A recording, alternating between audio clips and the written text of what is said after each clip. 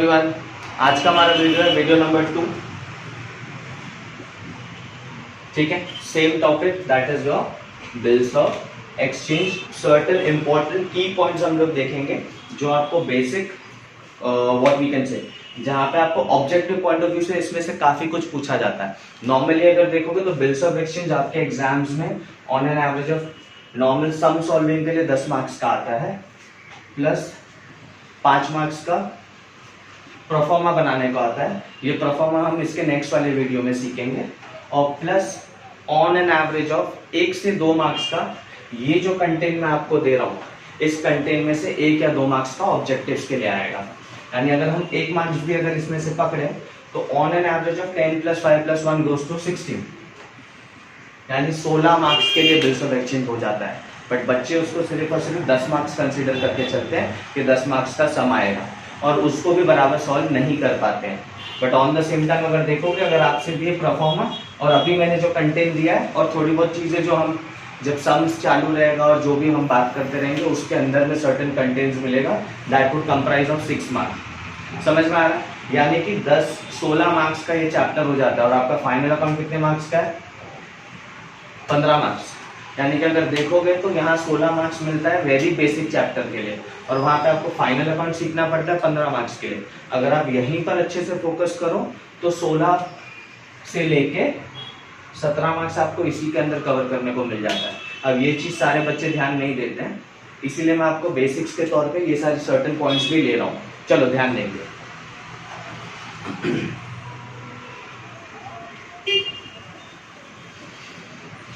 Okay, last time हम लोगों ने देखा था बिल्स ऑफ एक्सचेंज के बारे में, जो भी था प्रीवियस वीडियो आप लोग देख लेना।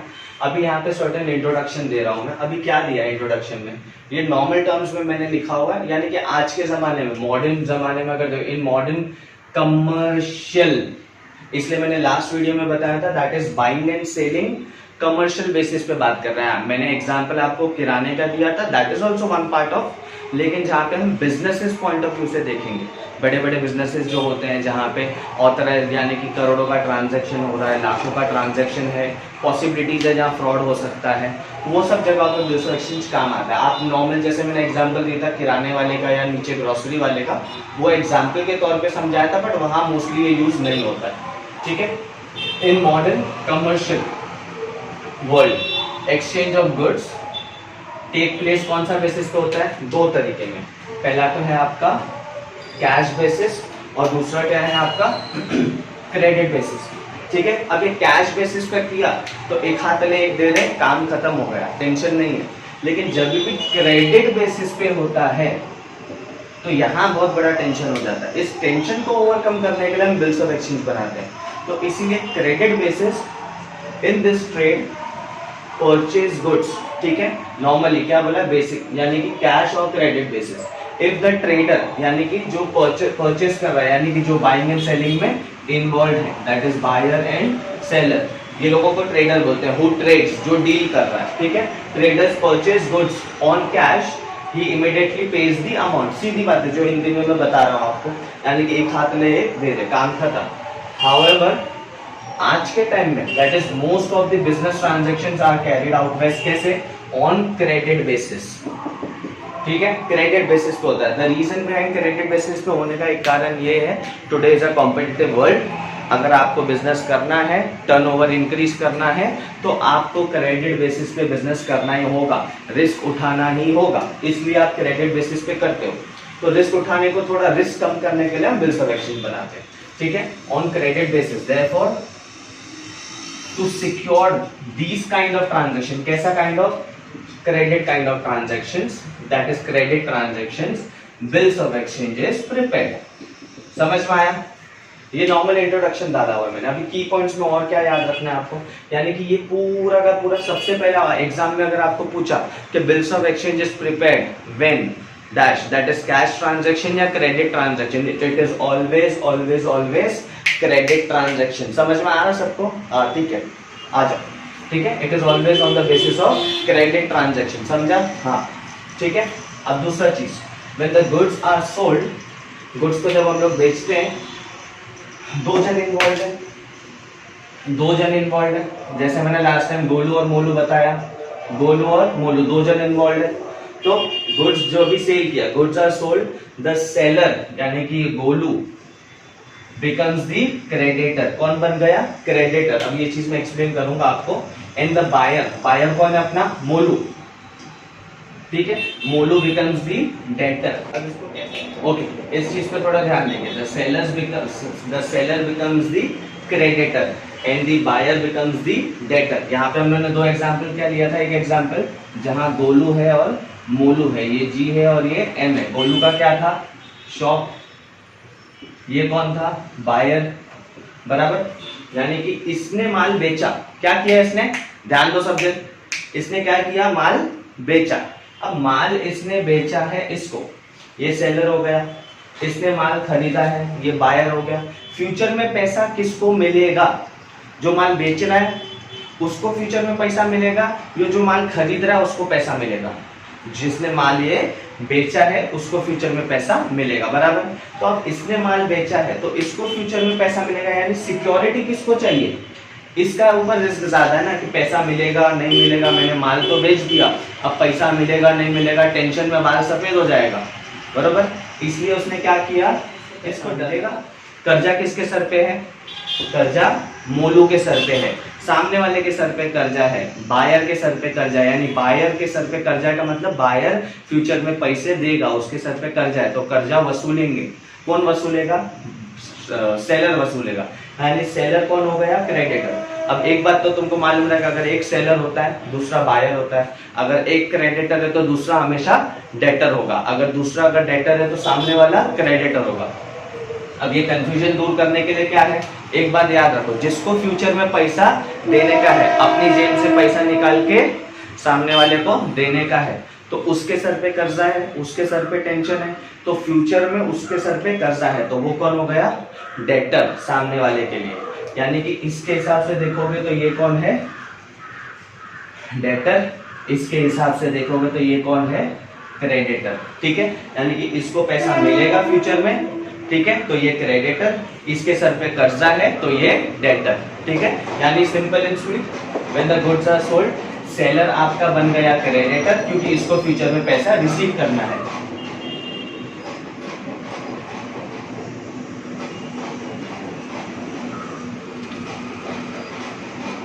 He will receive the amount। और बायर बन गया डेटर। डेटर का मतलब क्या? जिसके सर पे कर्जा है, जो हमारे लिए एसेट के तौर पे बन जाएगा, लेकिन सामने वाले के हिसाब से देखोगे इसलिए, ठीक है। Buyer becomes the debtor.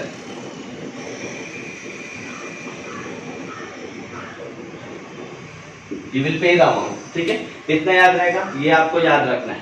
तीसरा चीज क्या है? देखो, बिल्स ऑफ एक्सचेंज क्या होता है वो समझो। बिल्स ऑफ एक्सचेंज क्या है? Is a written document. पहले मैंने बोला था एक ऐसे नॉर्मल, हम लोग अभी नेक्स्ट लेक्चर में जो सीखेंगे ऐसे डॉक्यूमेंट बनाएंगे जो 5 मार्क्स के लिए आपको आएगा। तो इस रिटन डॉक्यूमेंट है, ये कैसा डॉक्यूमेंट है? रिटन। तो bills of exchange is what? Is a written promise, या तो मैं बोल सकता हूं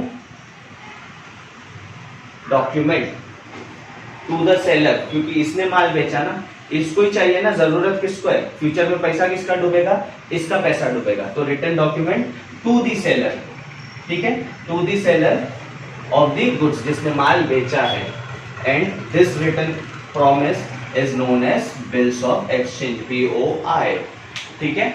आगे ये जो है, ये नॉर्मल डेफिनेशन जो है नेगोशिएबल इंस्ट्रूमेंट एक्ट के हिसाब से, दैट इज 1881, ये भी आपको याद रखना रहेगा, ठीक है। कौन सा एक्ट के हिसाब से? ये नेगोशिएबल इंस्ट्रूमेंट एक्ट के हिसाब से, दैट इज 1881 है, बराबर, 1881 के हिसाब से। ये भी आपको याद रखना रहेगा। क्या बोला? एक्ट्स एंड अनकंडीशनल, क्या बोला है? अनकंडीशनल, अनकंडीशनल ऑर्डर, यानी कि जिसके ऊपर कोई कंडीशन मेंशन नहीं किया है। सादा सिंपल है, तूने माल बेचा है, मैंने माल खरीदा है, या मैंने माल बेचा है, तूने माल खरीदा है, तो मेरे को पैसा चाहिए। ऐसा नहीं बोला कहीं पे भी कि पूर्णमासी की रात को 12 बजे मेरे को आके पीपल के झाड़ के नीचे लाल वाला लैंटेन लेके आना और मेरे को पैसा देके जाना, ऐसा सब कुछ कंडीशन मेंशन नहीं किया। ये एग्जाम्पल के तौर पे बोल रहा, नॉर्मली कुछ कंडीशंस मेंशन नहीं है। Simple and sweet, simple and sweet, मेरा 10 रुपया है, मेरे को दे देना, तुम्हारा 10 रुपया मैं ले लूंगा, खत्म हो गया, उस तरीके में।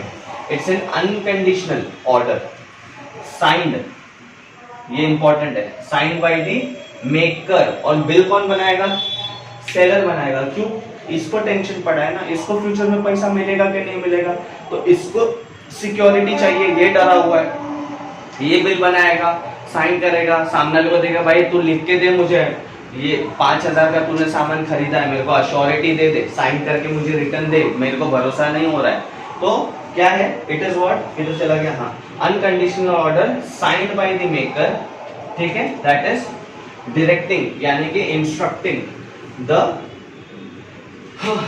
इंस्ट्रक्टिंग अ सर्टेन पर्सन यानी कि सामने वाला person to pay the certain some of money, यानी कि सामने वाले को बता रहा है कि ये एक रिटर्न डॉक्यूमेंट है, मैंने इस पे साइन किया है, तू पढ़ के देख, 5,000 रुपए का माल खरीदा तूने, 5,000 रुपए लिखा हुआ है कि नहीं, 5,000 ही लिखा है, देख कबूल है कबूल है कबूल है, साइन कर और मेरे को रिटर्न दे।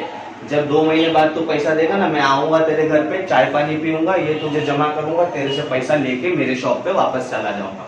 समझ में आया? ये डेली बेसिस पे आप लोग करते हो, समझ में आ रहा है सबको? हाँ, ठीक है। It's an unconditional order signed by the maker, that is the shopkeeper, seller, directing instructing the certain person यानी कि सामने वाला person to pay the certain some of money, ठीक है। ओनली टू यानी कि बोल के भी दे रहा है, सिर्फ और सिर्फ उसको देना, किसको? Only to or to the order of certain person, यानी कि मेरे को देना, या तो मैं जिसको तेरे को बता दूंगा ऑर्डर, यानी कि मैं जिसको बता रहा हूं उसको दे देना, या तो फिर or to the bearer of the instrument. Bearer का मतलब क्या होता है? बेयरर का मतलब मालूम है आप लोग को? रुको मैं बता दूं, 1 मिनट दो जरा।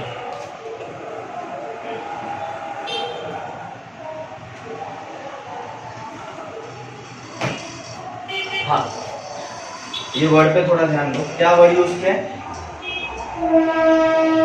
Bearer of an instrument. Bearer मतलब होल्डर। अब ये बेयरर क्यों वर्ड यूज किया है यहाँ पे देखो, बेयरर ऑफ एन, बेयरर का मतलब होल्डर। अब ये बेयरर वर्ड यहाँ पे क्यों आया ये समझो। ऊपर का पोर्शन इरेज करूं, ऊपर का इरेज कर देता हूं।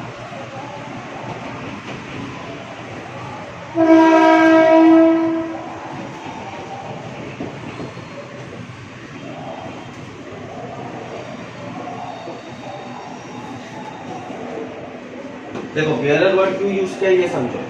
ये गोलू था, ये मोलू था। नॉर्मल टर्म्स क्या होता है? 2 सीन बना के दे रहा हूं आपको, वापस से गोलू और वापस से मोलू, बराबर। गोलू ने क्या किया? ये सेलर है और ये कौन है? बायर। इसने गुड्स बेचा, इसने गुड्स क्या किया? परचेस किया। और ये क्या देगा इसको? इसने माल बेचा, ये क्या देगा? कैश, रफा दफा, यानी इसने माल दिया, इसने पैसा दिया, बराबर। अब यहाँ पे क्या हुआ? ये सेलर का, अब यहाँ बेयरर का मतलब क्या हो गया? यानी इसने क्या दिया? ये इंस्ट्रूमेंट दे दिया, ये जो है डॉक्यूमेंट दे दिया, यानी पैसे की जगह इसने क्या दे दिया इसको? पैसे अगर दिया रहता तो ये काम हो गया रहता, पैसे की जगह क्या दे दिया? डॉक्यूमेंट दे दिया। यानी इसको कैश की जगह पे क्या रिप्लेस कर दिया? ये कैश की जगह पे हमने डॉक्यूमेंट दे दिया। तो ये जो डॉक्यूमेंट है इस पैसे की तरह ही काम करना चाहिए। It should function in the same manner how the normal cash works. और अगर आप लोग सारे जो नोट निकालोगे अपना, तो नोट के ऊपर में देखो आपको मिलेगा I promise to pay the bearer the sum of ₹100 only। अगर आपके पास 50 का नोट है तो 50 only, 2000 का नोट है तो 2000 only। वहां वर्ड यूज किया हुआ है I promise to pay the bearer। bearer का मतलब क्या हो गया? होल्डर। यानी कि ये अगर सोचो शॉपकीपर है, शॉप वाला है, कल को अगर ये ऐसे ही गोलू के जैसा है, मोलू है, चोलू है, पोलू है, इतने लोग हैं, सब जन इससे उधारी में लेके चले गए, तो बेचारा कल को फ्यूचर में इसका शॉप तो एम्प्टी हो गया। अब इसका शॉप एम्प्टी हो जाएगा तो ये वापस से सेल कहाँ कर पाएगा? तो इसको सिक्योरिटी के लिए, ताकि ये यहाँ से फ्यूचर में बड़ा वाला जो होलसेलर है, होलसेलर से माल इसके पास आएगा तब इसका शॉप बनेगा। और होलसेलर से माल लाने के लिए क्या चाहिए? कैश। तो कैश तो नहीं है इसके पास, सारा क्रेडिट पे बेच दिया, तो ये क्रेडिट पे बेचा है तो इसका शॉप खाली हो गया। अब इसको भरने का है तो क्या करेगा? यहाँ से जो प्रॉमिसरी मिला है, यानी कि पैसे की जगह जिस चीज को मिला है, वो लोगों ने ये प्रॉमिसरी वर्ड डाल के आई प्रॉमिस टू पे, किधर चला गया? बुक में चेक कर लेना, आप लोग को मिल जाएगा, ठीक है। आई प्रॉमिस टू पे, ये देखो यहाँ पे भी ये प्रॉमिस टू पे, यानी कि कैश को रिप्लेस कर दिया प्रॉमिस वर्ड डलवा के कि कैश की जगह पे ये काम कर सकता है। यानी कि इतने लोगों से जो बिल मिला ये ही बिल लेके जाएगा इसके पास में और यहाँ से फिर से माल भरवा लेगा। और गोलू इसको बोल के रखेगा, ये हीरो को बोल के रखेगा कि भाई ये जितना भी बिल है सारा का सारा बिल तुम्हारे पास रखो, इन फ्यूचर में आप किसी आदमी को भेज देना गोलू के पास, मोलू के पास, चोलू के पास, पोलू के पास, और ये सारे के सारे बिल जमा करना और उनसे पैसे लेके आ जाना। That is what the reason is कि हम लोगों ने यहाँ पे प्रॉमिसरी वर्ड यूज किया है और ये आपका नेगोशिएबल इंस्ट्रूमेंट एक्ट के अंदर आता है। That is I promise to pay. The reason में नहीं तो कल को बिजनेसेस सारे खत्म हो जाएंगे, तो ये बिजनेसेस रन होते रहने चाहिए। तो रन होने के लिए बिजनेस को चाहिए पैसा, और बिजनेस एक्सपांड करना है तो कैश नहीं हो रहा है तो क्रेडिट पे कर रहे हो। जब क्रेडिट पे कर रहे हो तो बिजनेसेस को बंद नहीं कर सकते, तो कैश को रिप्लेस किया है इसको यूज करते हुए, सो दैट ट्रांजैक्शन यहाँ से यहाँ, यहाँ से यहाँ और यहाँ से यहाँ फिर से चलते रहे, and this cycle should go on and on and on.